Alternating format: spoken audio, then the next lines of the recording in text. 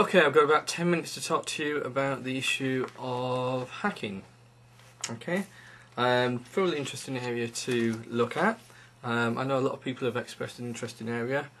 But a word of warning, although it's a fascinating area to look at, you've got to be very clear about your use of terms. Okay, this is one topic in particular that benefits from the kind of early clear definition of the terms that you're using. People in the past have occasionally got into muddles where they've mixed up the use of terms like hackers and crackers. Okay, there is a problem because they can be used interchangeably, or they can be used as quite clear and distinct terms. Which approach you take doesn't matter as long as you are clear about which way you are doing it. So, you know, is a hacker a bad person, or is a hacker essentially a good person and we should only refer to bad people as crackers? Or are you happy with the fact that the term hacker has changed over time and it used to mean a good person, I'm simplifying it, and then now it means a bad person? Okay, whichever way you're looking at it, it doesn't matter as long as you're clear at the start which is your preferred way of using these terms. Okay. So we had lots of useful information, hopefully in the lecture notes, and there was that really interesting video presentation with the accompanying materials, and we had to think about it and did some exercise at the time on it. And one of the things that we need to ask ourselves is, although it's interesting to look at the sort of changes in the use of the term hacker over the last 2 or 3 decades, then why is it really important to us? And it's important because this whole area has an important impact on commercial activities on the Internet and World Wide Web. Okay, so it's definitely relevant today. So you need to think about the hackers versus cracker kind of debate at the beginning of it, so you're quite clear about what it is. You're best off using some examples to illustrate some of these things here. Okay. And it's also useful to acknowledge the fact that it's been around and applied to different technologies. So the classic example that we had from the kind of live lecture session on it was where we looked at the use of blue boxes, for example, to hack into the telephone companies at the time. Okay, and this was causing economic and problems and security problems for the telephone industry. And in some ways, it's akin to some of the problems that the music industry is facing. It was being hacked into, its products were being hacked into, and it was facing a loss of revenue. Effectively, some of the protection on the music industry stuff's been hacked into, and it's facing possible loss of revenue on it. But that's going off on a bit of a side, don't worry too much about that one. Lots of characters to focus on, useful characters to get lots of information. Kevin Mitnick's a classic one, his use of social engineering, and by that I mean the fact that he used to sort of talk his way around security measures, and used to talk his way into companies, and used to get all the codes and information by effectively sort of fooling people rather than necessarily using kind of actual computer hacks and stuff. The classic thing where somebody sat at their computer typing away madly, although he did that as well. Okay, and thinking about the kind of contemporary relevance of the topic, as I said, this commercial exploitation of the internet has led to the commercial exploitation of the internet.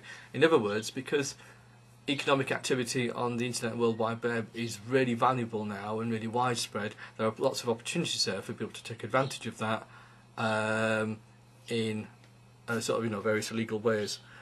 So, for example, to put it much plain terms, a common problem now is where we've got organised criminal gangs who employ hackers, to use the term in one sense, okay, to break into systems to obtain information, or to obtain credit cards information, or whatever it happens to be. A good recent example would be the attack on TK Maxx, but many other sort of organisations and systems have had attacks on their system, and people have to have confidence in the security of these systems. Okay, and sort of phishing attacks, which in some ways are a modified version of the social engineering attacks that Kevin Mitnick used. Okay, they're a common problem these days. Many of us have got get emails or faked information that claims to be from our bank or from PayPal or eBay or Amazon, okay, asking us to confirm various details and to go and do whatever, okay, and it's all trying to get information off us. What the key defences against these types of activities? Well, again, it seems to fall into 2 areas, generally speaking. There's legislative defences against it and technical defences against it. And again, this has got echoes here of the approaches that the music industry is taking, where you're looking at kind of technical and legislative offences. Okay, so lots of legislation has been brought in now to make it offences to access computer systems of various things, and again you'll find lots of details on lecture notes, but also the technical things. So hopefully there are improvements, systems have been made more secure, etc, etc, etc. But then there's this kind of ongoing war between people who want to be able to hack into systems and those who want to be able to defend systems against attack from hackers. And you'll see terms like white hats and black hats used and things like that, this idea that you've kind of got good guys and bad guys.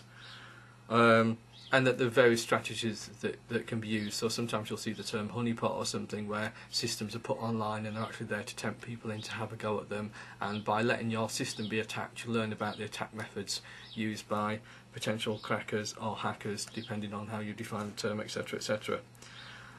There's also issues about national security and stuff, so especially post 9/11, anyone trying to get into computer systems is viewed very, very suspiciously. Often certainly in the States, it very easily triggers kind of national security issues, as well as this whole issue about kind of criminal attacks and hacking and stuff. So the topic raises, interesting wider issues about the importance of consumer confidence in the internet system. And to give one example, it's like, I might use Amazon, I might use eBay, I might use online banking, and it may be that when I use all those sites, actually, they're very secure, that they are actually quite secure and looked after against hacking, various attacks. But what about my PC? What about my PC at this end? Okay, often the weakness is not necessarily the systems that you're going into, although they do have problems and they have been broken into. TK Maxx being a recent example, but there are many others you can find. But it could be the weaknesses at this end. If somebody can get into my system, for example, they may find things like my credit and debit card details that are stored somewhere in the software on the system. They may find things like my date of birth. They'll find other types of information about me, address information, phone information, other types of things like that may be based on a multitude of documents but allow people to build up a profile of me, or simply nick my credit card at a very simple level. And there are lists of stolen credit cards, numbers that you can buy on various parts of the internet. There's a big trade in these. There's also the sort of wider issue of phishing attacks and exploitation and identity theft. So it may be that somebody at some time takes my credit card information, uses it in a fairly straightforward way, or actually they effectively take my kind of data profile and then use that for further things later on. Throws up some interesting questions too about this whole debate around the use of encryption and protection. That comes up. So it may be that as a way of protecting myself against possible attacks, besides installing antivirus software and having a firewall and various things like that, that actually I want to buy some encryption software, and I want to buy really good encryption software so that even if a hacker got in and looked at my system, they might have real trouble getting things like my credit card information because I've encrypted it. But this then raises issues about people saying, well, why do you want encrypted stuff? Really strong encryption on your system, because again that's a classic kind of thing that terrorists would use, that paedophiles would use, etc, etc. So it begins to throw up another area of interest and issues.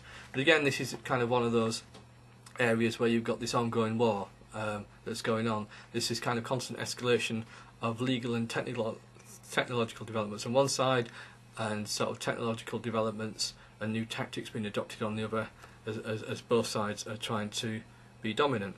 Okay, so a very interesting area, lots of possible things to look at. Again, just emphasise, be clear about the terms that you're using when you come to this. Okay.